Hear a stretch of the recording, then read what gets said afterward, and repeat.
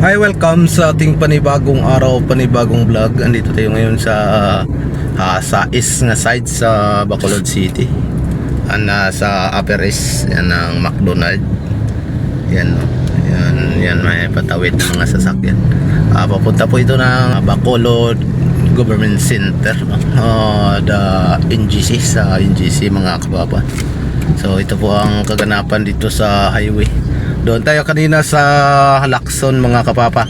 Kaso lang ang lagon mga kapapa hindi pa naka-open, no? Medyo grabe, masikip. At nakabuhol-buhol ang traffic doon sa lagon kanina sa dinadaanan natin. So ngayon dito tayo sa Bacolod NGC. Ito po ay circumferential road itong dinadaanan natin. So yan, makikita natin dito. Medyo ka-traffic pa rin, no? Kasi kahapon pa mga kabapa na tapos yung Chinese New Year, kaya so ang mga barrier siguro na nila yung linagay sa daan hindi pa natanggal, so kaya nagka-cause ng traffic dito. So dito pa rin tayo sa Bacolod City mga kapapa. Kita natin dito, umuulan na mga kapapa. So yan, makita natin dyan, mayroong X High Street, no? Yung parang X yan mga kapapa, yan po ang sign ng Villa Angela dito sa Bacolod City. So yan, dito naman sa kabila mga kapapa, yung kakainan po dyan, no?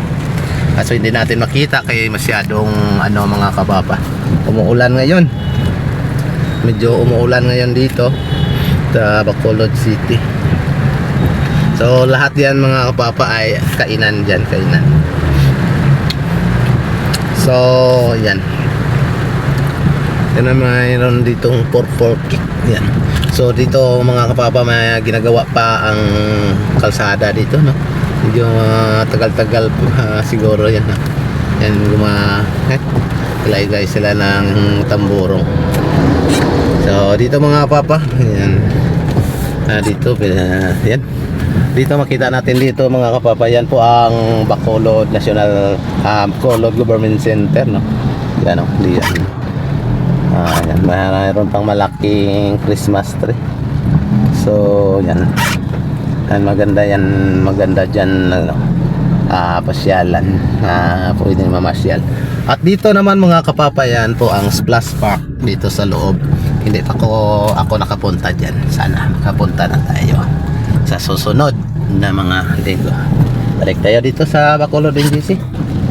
So ang galing po dito na sasakyan mga kapapa, yan, kaliwa po dito, pupunta po ng Bacolod Government Center. Yan lang pong update natin dito sa Bacolod mga kapapa. Maraming salamat po.